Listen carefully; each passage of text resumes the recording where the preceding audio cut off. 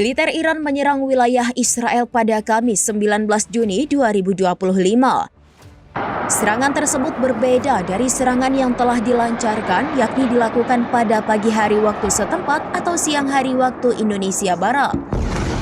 Diberitakan CNN, gelombang rudal terbaru Iran menghantam daerah dekat Tel Aviv, menyebabkan kerusakan layanan darurat nasional Israel Magen David Edom.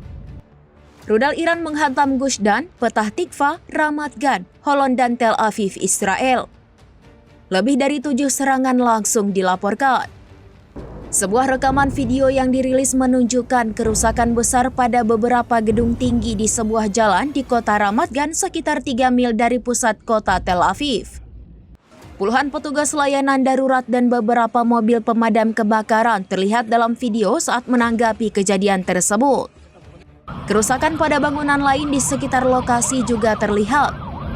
Kota Ramat Gan diperkirakan berpenduduk lebih dari 175.000 jiwa dan merupakan rumah bagi bursa berlian Israel, salah satu distrik berlian terkemuka di dunia.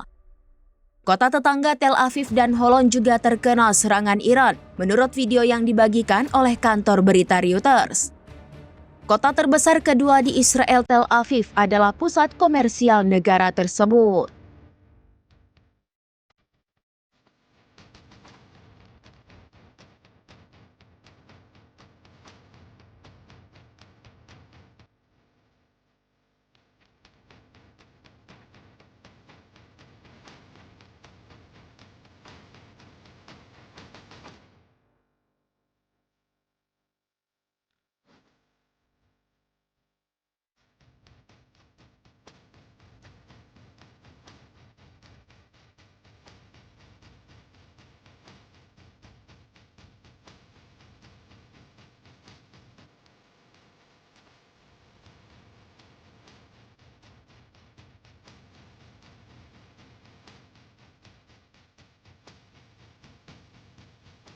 Download Tribun X sekarang, menghadirkan lokal menjadi Indonesia.